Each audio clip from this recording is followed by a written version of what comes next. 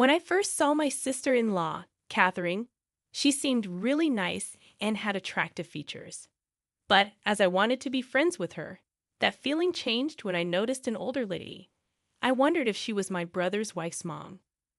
Things got awkward when my sister-in-law not only cut off my greeting, but also called me an old lady. After that, my days turned into a bit of a nightmare. I'm Catherine Johnson, a regular 30-year-old homemaker. Just 4 years ago, I had a job and was really into it. I don't mean to boast, but I was well liked at work, achieving a lot and earning respect from colleagues and clients.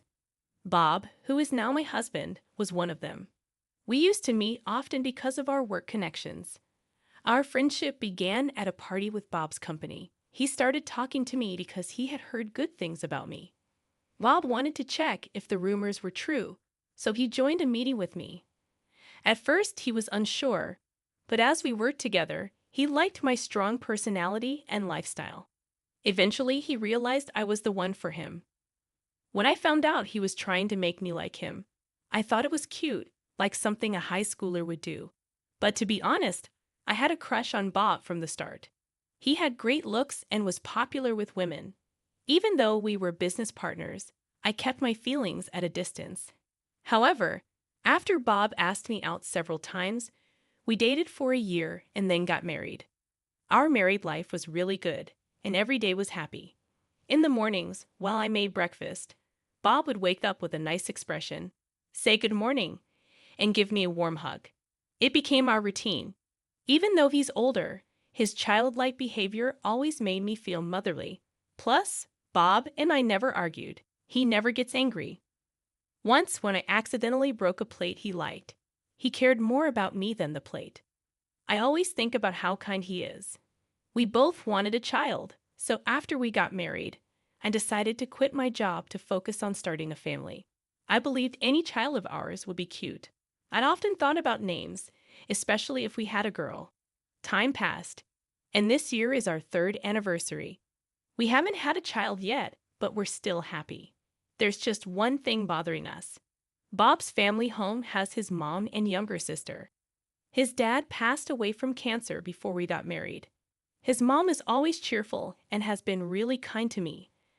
I think Bob's kindness comes from his mom, but his sister is different.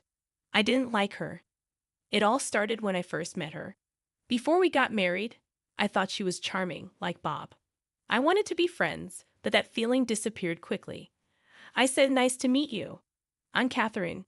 She interrupted and asked if I was my brother's wife's mom. She not only cut off my greeting, but also made things awkward by calling me an old lady. When Bob tried to introduce me, she fainted in surprise and asked my age. I said 27. She didn't believe it and thought it was funny, thinking I was 50. "You look really old." That was rude. I started to doubt if this girl was really Bob's sister. She stared at me from top to bottom, judging me. I just stayed quiet until she frowned. I wasn't sure if she didn't like my face or my attitude. But she kept making mean comments about how I looked. "Your clothes are outdated. You're overweight. Your nails are messy," and more. Eventually, I just looked down at my own feet.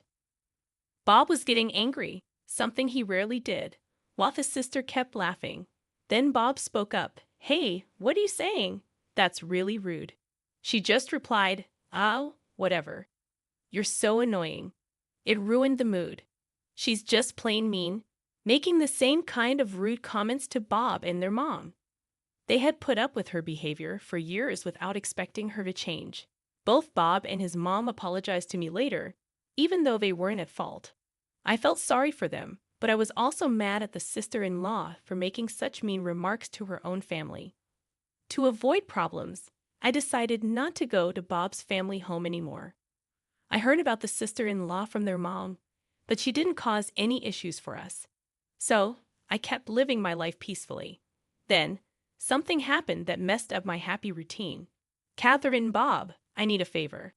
I plan to move to a senior housing place in 6 months with help. Can I stay with you until then?" Bob's mom hurt her back, not surprising. It's pretty clear the sister-in-law is responsible. Their mom already had a weak back and struggled with carrying groceries. Yet the sister-in-law who lived with her didn't help and made their mom carry her shopping bags. That's how selfish she is. It's not surprising that their mom's health got worse. I don't get why the mom doesn't just kick her out. Maybe it's because she's her daughter? No matter how bad a child is, a mother's love has no limits.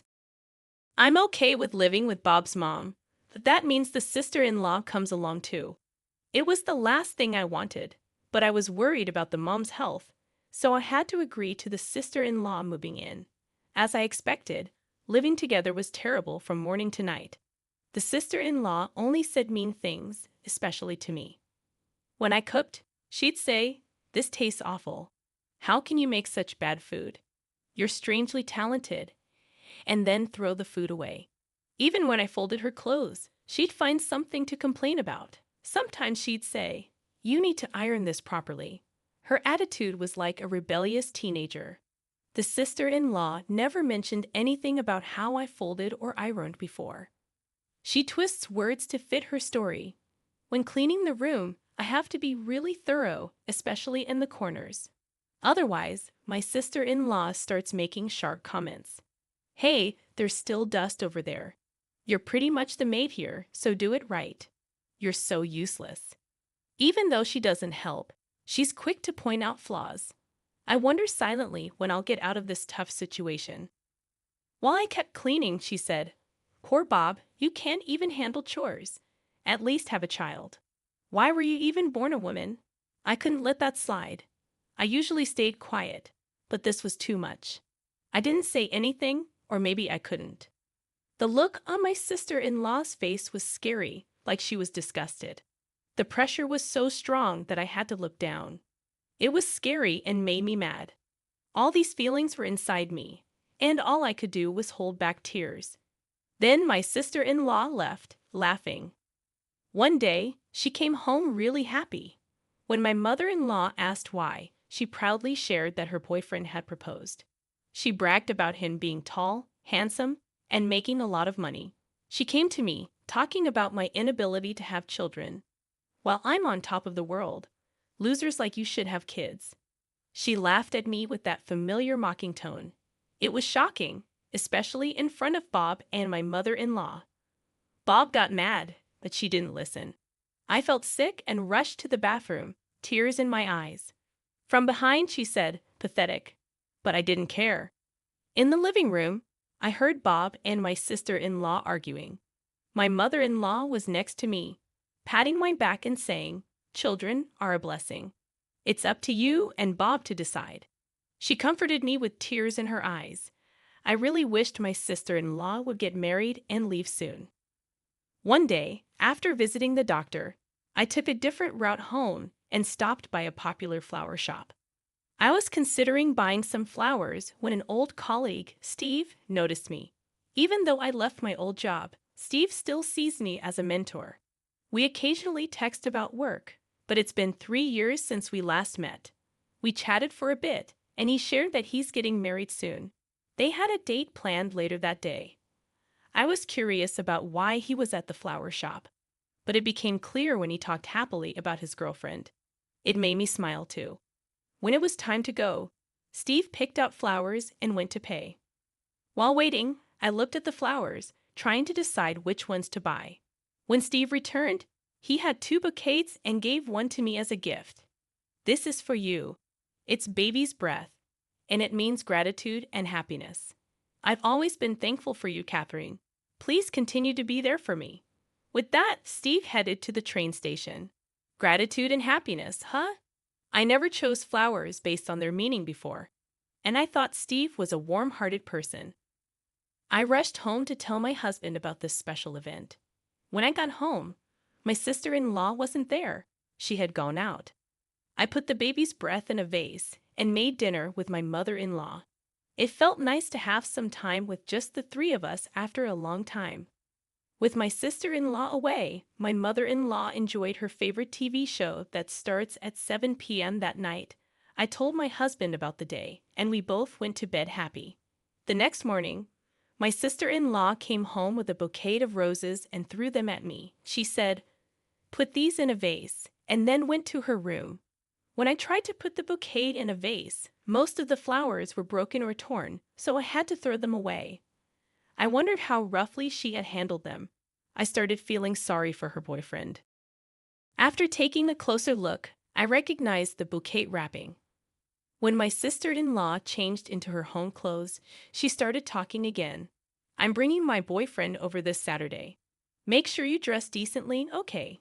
Honestly, I wouldn't even want him to see you in your usual tacky outfits. Her words annoyed me, but the thought that my time with her would be short brought some relief. On the planned day, Bob and I were out shopping as my sister-in-law had asked. My mother-in-law texted to say that my sister-in-law's fiancé had arrived while we were away. She probably didn't want me to meet him. When we returned, the living room was busy. When I went to greet them, my sister-in-law gave me a nasty look. I'd accidentally made eye contact with the fiancé. After a brief look, my sister-in-law, seeming to dislike it, said, "Don't just stand there. The tea's gotten cold. Go get a fresh one." Her fiancé tried to help, but she stopped him. My mother-in-law liked the pretty roses and baby's breath in the vase. My sister-in-law made a mean comment, saying, "Why are your flowers and the ones I got from my boyfriend in the same vase? It's terrible. Separate them or throw them out. Your flowers are dull and not cute at all." She took the baby's breath from the vase and dropped it on the floor. While I served the fresh tea and put the baby's breath in another vase, my sister-in-law kept making mean comments. Seemingly bothered by my silence, she purposefully spilled the tea I had just poured, making a mess on the floor. The floor, which my mother-in-law and I had cleaned that morning, was now stained brown. I could see my sister-in-law looking nervous and agitated from where I stood. Bob brought a cloth to help me clean the floor. "Bob, you don't have to do this for her. Come on, let's sit and chat." The atmosphere was tense. Did my sister-in-law not realize that her words were causing problems? Her fiancé, who was watching everything, tried to defend me with his words. But of course, my sister-in-law wasn't happy about it. "Why are you defending her?" "You should only be looking at me," she said. "Things were getting worse. Isn't she your sister?" Her fiancé asked for clarification. In response, my sister-in-law said her usual mean phrase. "Nah, she's just the maid here, so it's okay." My mother-in-law tried to stop my sister-in-law, but as expected, it didn't work. She kept going with her usual mean comments. After she finished, her fiancé looked at her and said something surprising. "Let's break up." What? Steve was really upset. No wonder, considering he was Steve. I had a feeling that my sister-in-law was engaged to Steve. The bouquet of roses she brought home was the same one Steve had bought just the other day. Catherine is a coworker, someone I really respect, and who's kinder than anyone else. "Remember the baby's breath flower you said wasn't cute? I sent it to Catherine. Sorry for my bad taste." "Hold on. I didn't know you both worked together." My sister-in-law, who was happy a moment ago, started to panic. "Just because you didn't know, you think you can make fun of him. I'd always heard about you being mean, but Catherine isn't like that." Steve looked stern. My mother-in-law looked down, and my husband stood next to me, glaring at my sister-in-law. Everyone in the room was disappointed in her. Seeing this, my sister-in-law looked at me, hoping for support. "Is this a joke? Please tell me it is." She pulled my collar so hard it stretched my shirt. I firmly shook off her hand. "I've put up with your mean comments for so long. After everything you've done, don't come to me for help now." For the first time, I showed my true feelings towards my sister-in-law. "You've got to be kidding me. You can't do anything right. You can't even have kids. You're finished as a woman." As my sister-in-law tried to slap me, Bob stepped in and grabbed her hand. Bob, who had been silent until now, took a cup of tea and poured it over my sister-in-law's head in anger. Then he shouted at her in a low, booming voice. Bob started telling the truth about our struggles to have a baby. It wasn't me who couldn't have children, it was Bob himself. Bob had a problem that made it hard to have a baby. But with the right treatment, it got better, and now I was pregnant. Angry at my sister-in-law's mean comment, Bob told her to say sorry right away. Seeing her brother really mad for the first time, my sister-in-law was so surprised that she fell on her butt. "What's happening, Mom? You're on my side, right?" My sister-in-law held onto my mother-in-law's hand, trying to cling to her leg in a funny way, but she got pushed away. "I'm done with you. I've let a lot slide because you're my daughter, but I've had enough. Leave this house now. You're the worst daughter, you ungrateful brat." My sister-in-law thought her mom was her last friend, that even she left her. Clearly, she was shocked by this too. She ran to her room crying. Steve said he would talk to us later and left. My mother-in-law hugged me and said, "You went through a lot. You did well," while patting my head. My mother-in-law, hearing for the first time that I was pregnant, cried with a smile, saying, "Why didn't you tell me sooner? Congratulations." Bob said sorry for not protecting me properly. It was a crazy few minutes, but I felt better after finally telling my sister-in-law how I felt. I'll never forget what happened today. Later, my mother-in-law moved to a senior living place, and we sold the family home. Bob and I decided to move closer to her because we wanted her to see our child grow up. I haven't heard anything about my sister-in-law since then. After that, Bob made his sister leave the house, taking all her things with her. Nobody has been in touch with her, so we don't know where she is or what she's doing. Steve sent me a text saying he sent a letter and some flowers. A bouquet of baby's breath just arrived. I put it in a vase and started reading the letter. "Catherine, I'm sorry for my late response. How are you?